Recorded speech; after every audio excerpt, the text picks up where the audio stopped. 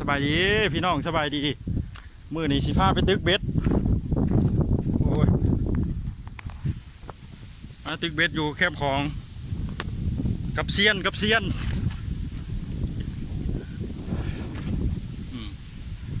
ให้เบิ่งบรรยากาศ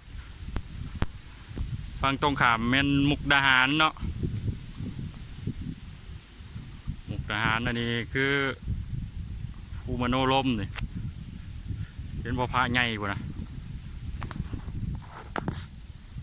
เดี๋ยวชุบหอยเบิ่ง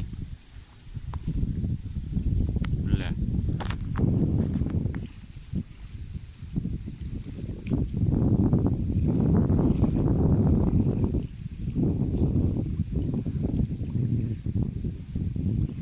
อ๋อแก้วมุกดาหาร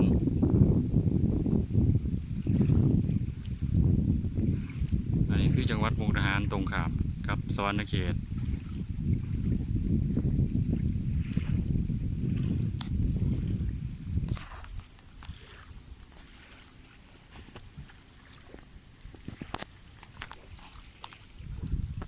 เบิ่งบรรยากาศแล้ววันนี้สิพาไปเบิ่ง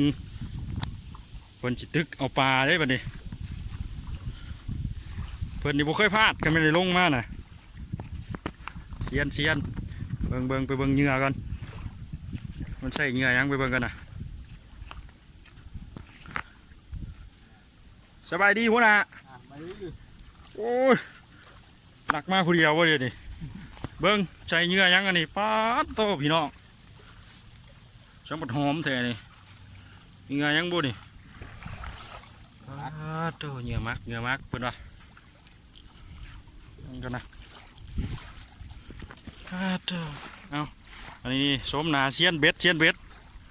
พูดแล้วชมเบิ้งพี่น้องชมเบิ้งก็สิมานวะเบิ้งกันนะอึ๊บ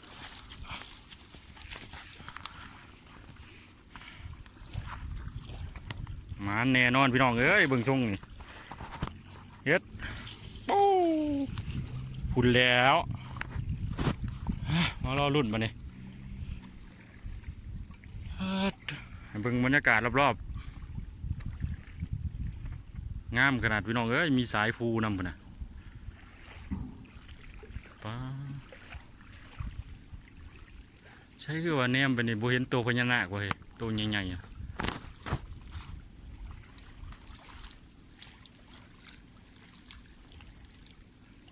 ผู้ปั้นพญานาคก็อยู่ในภูนี่เหรอวะบ่มีอยู่ใช่เฮ้ยพอแล้วหมู่ปั้นพญานาคใหญ่นะแม่เว้นก็ลงนี่เพียว่าภูมโนรมเหมือนกันนี่ปลาใหญ่นี่แหละมั้ง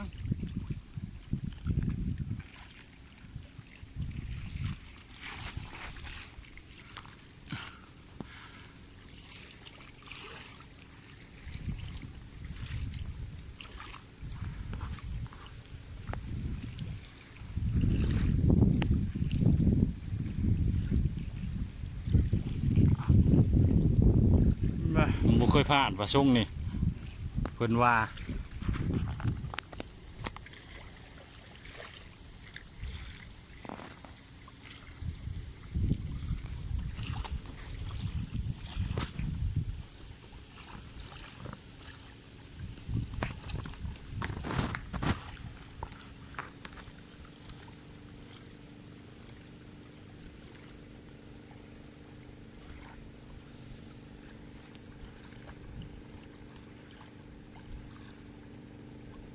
จักสิภาคยังอู่ประจ้าคนนี้ภาคป่ะนี่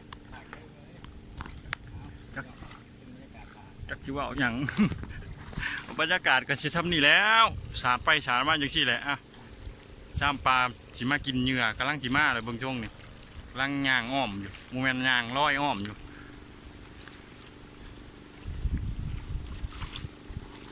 สู้มือนะเห็นกากเติบด้วยจ้ะ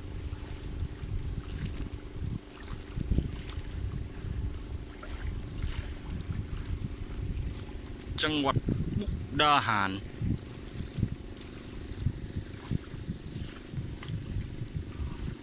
แก้ว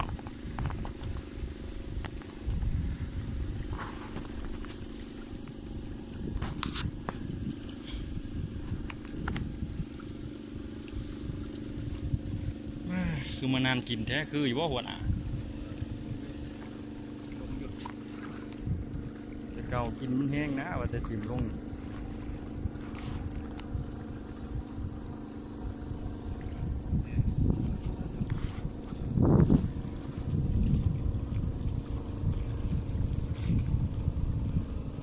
เบิ่งเหือพุ่นนะพุ่นแล้ว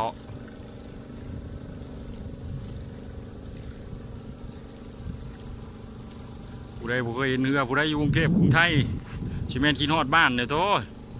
เบิ่งอันนี้เอาเด้อมันเบิ่งอันนี้เป็นแห้งคิดฮอดแห้งอย่างมากเลยชาเจ้าของดอกวะเบิ่งแต่คลิปนั่นนี่แหละอยู่บ้านน้องใหม่นอตอกดำไห้ดำหน้าไปเพื่อน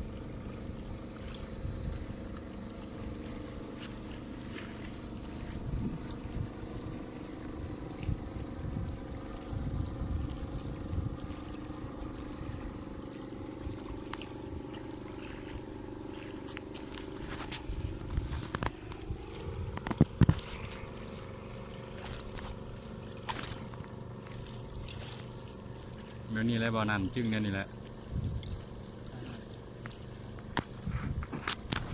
ก็บ่ได้ย่อมยกเบิ่งอีก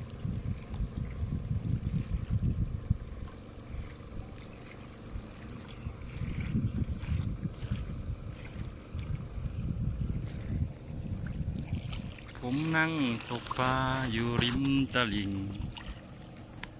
โอ้ยมาเถิน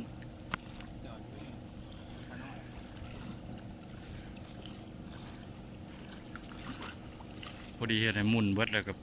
ดอนที่ชื่ออะไรมันดี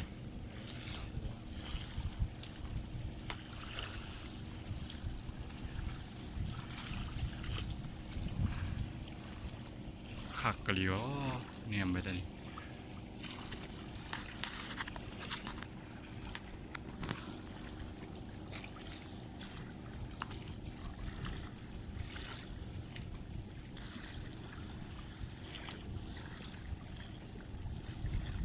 เจ้าถ่ายคลิปทำมาเป็นหลักฐานเมียกูอยู่ว่าป้าไปตึกเบ็ดเสยชิวายอีกแล้วเฮ้ยจักใหญ่กว่าเห็ดยังเลยมันเนี่ยเอาเลยครับมันยังชิมเงยเตะนี่มันกระเดด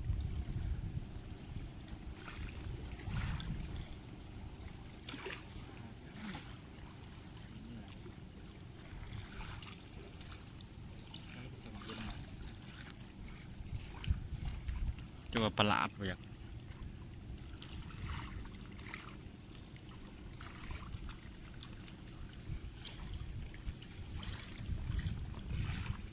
ฝุ่นไม่แล้วเหือ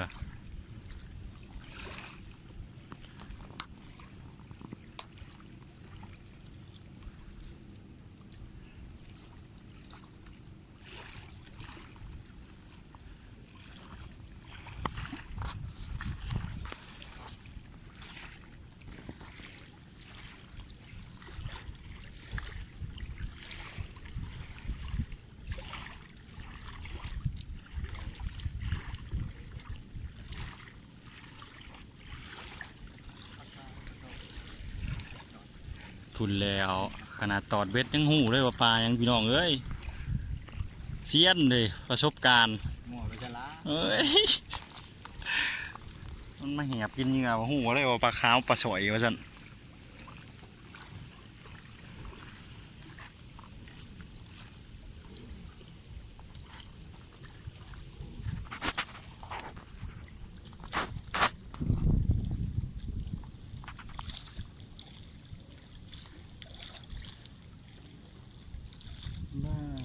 บ่มาคิดจะคือหน่อยกินปลาตัวเนาะ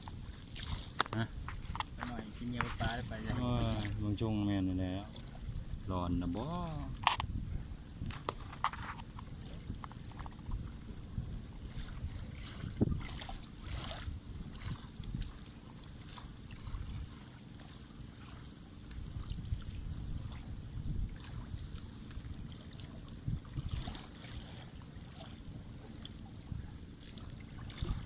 ใช้รูปบานเอาเล็กลงมาของบริษัทครับ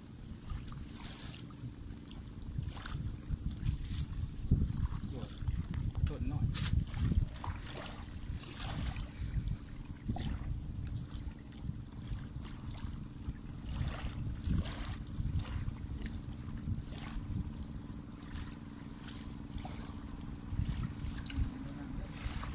ง่ายลงไปเอาไว้ในแล้วลึกเลยง่ายดู มา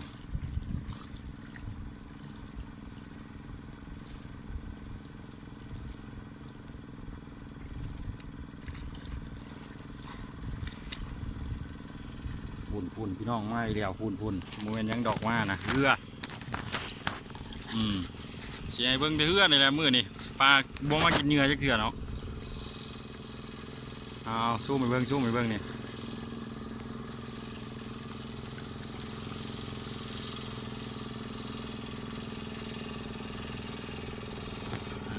ได้เห็นแต่เรือเลยแล้ว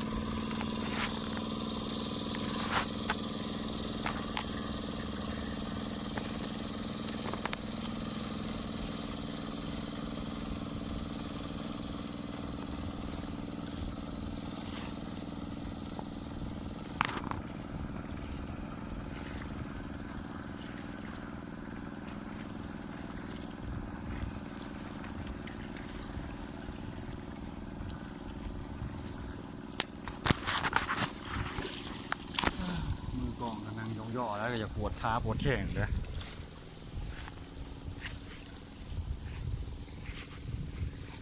โอ้ส่งเพื่อนไว้ก่อน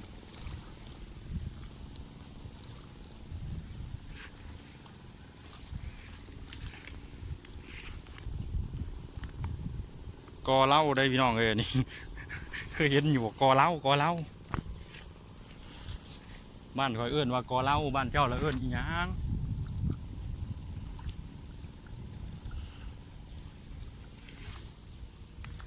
เหล้าเลยเป็นป้องได้แก่มาเนี่ย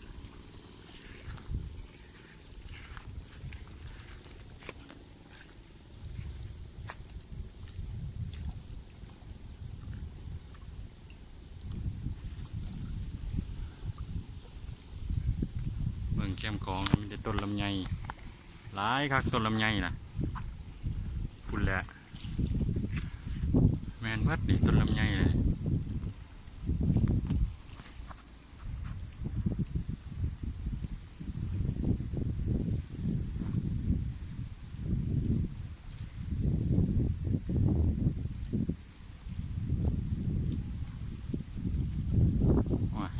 บ่ขึ้นเบิ้งบ่เท่าเตะหึงร้อนนะบ่จัก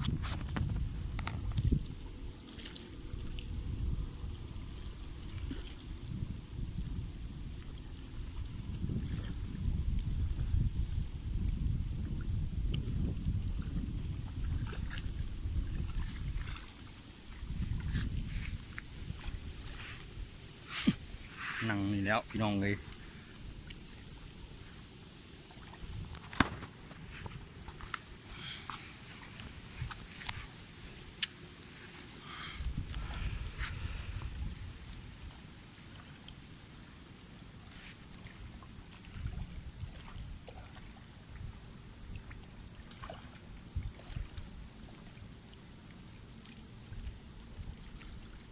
แม่มันร้อนนะบ่จัก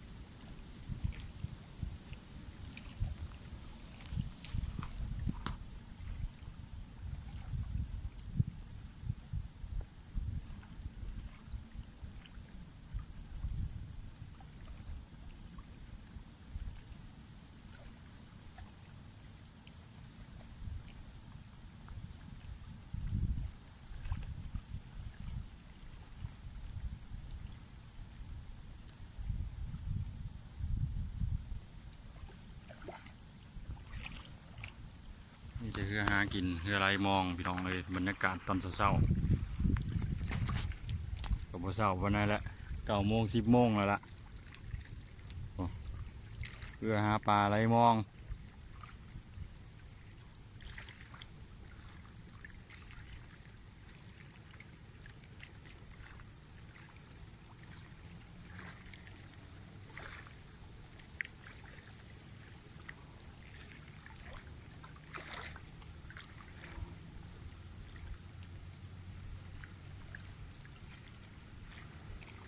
15 นาทีผ่านไปยังบ่มีวี่แวว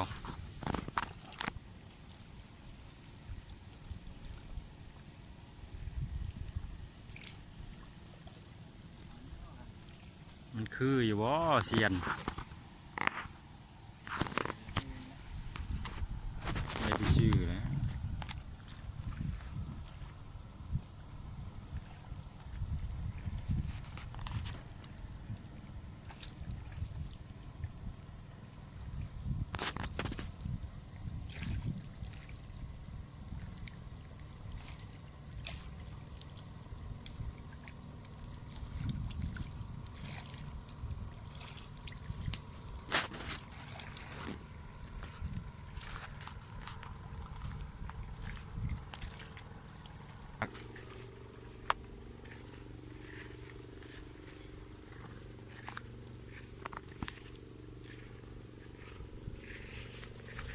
ต้นนี่ยังบ่นี่ต้นยังวะ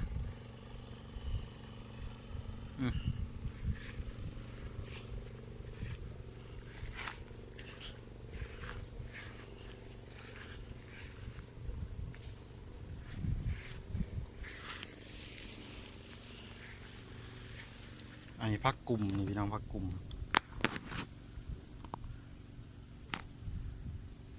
บ้านคอยเอิ้นพักกลุ่มหมู่ว่าต้องกินอื่นเอิ้นพักหยังนี่ไปคั่นสมพักกลุ่มไม่ถ้าทุ่มละหมักซั่นดอก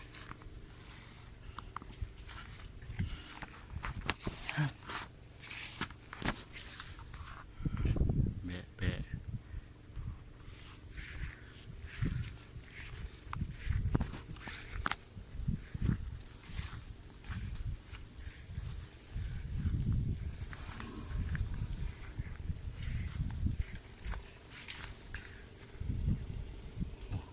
ก่อเหล้าพี่น้องก่อเหล้าแบนมากินหญ้าอยู่นี่มันกันนะโอ้ทางไทยโตดีพี่น้องผม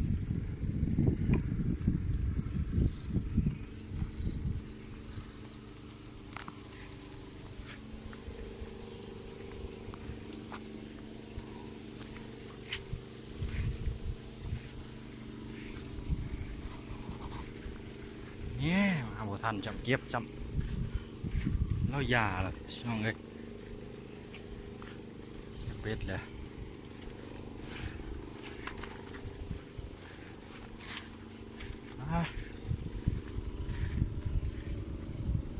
เป็นไหนมันอยู่วะ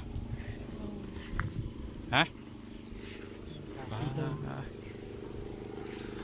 ดูพี่น้องเบิ่งดูนี่ปลาคุณนะ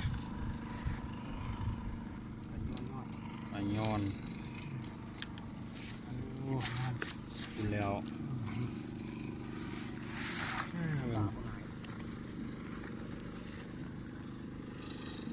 ปลาย้อน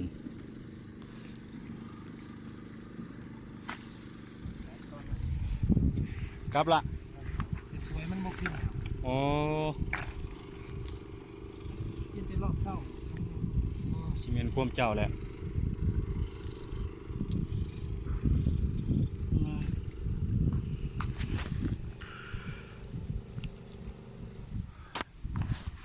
ปลาย้อนปลาย้อน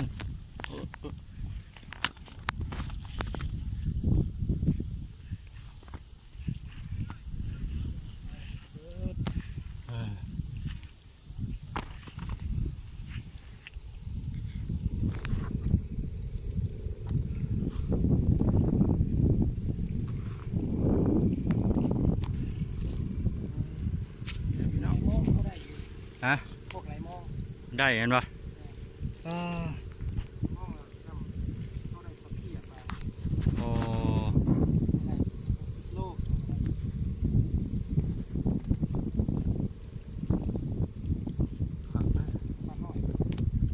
อ่า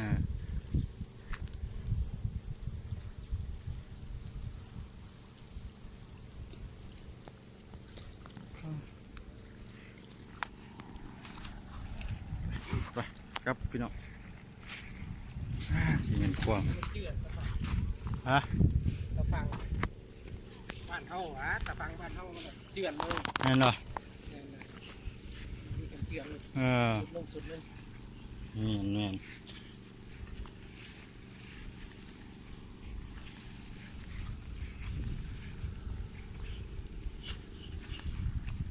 เออสิแม่นความเล่าพี่น้องสัมภาษณ์เล่าว่างั้นเล่าว่ามันสายแล้วมันบกิน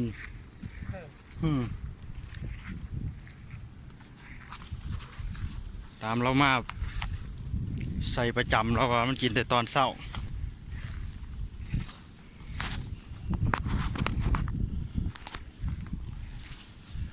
เฮ้ยเป็นอะไรเชียนนี่เอ้ยไปถามเล่าหันเล่าว่าสายๆมันบกินเราอะมันกินแต่ตอนเช้าแล้วอะ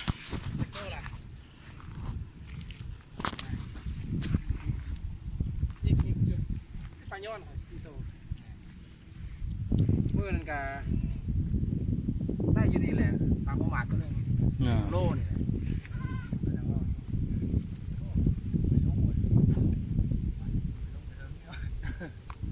น้ำลงนี่จะปลาย้อนนี่แหละก็ปลาประมาทจังหน่อยเอาย่อใส่เสียบย่อพวกคนเอาเงี้ยมักลองเบิ้งเสียบย่อเบิ้งซื้อย่อมาแบบ หมูย่อนะหมูย่อนะ ห บ่ มูย่อนะ โอ้ ย่อเรียบร้อยเลยเบ็ดเบิร์สเล็ดน้อย โอ้ ๆโลป้าย ลองมึงเด้อพี่น้องเด้อเราเอาหมูย่อเสียบว่าสั่นกินลองเบิ่ง น้องไปซื้อผมดู โอ้ยเอาละพี่น้องเอ้ยสิจบไปซ้ำนี่แหละเบิ่งทรงสายแหละเสี้ยนไงมันบอกว่ามันบกินโอ้ลบเอาคลิปนี้สิจบไปซ้ำนี่ซะก่อน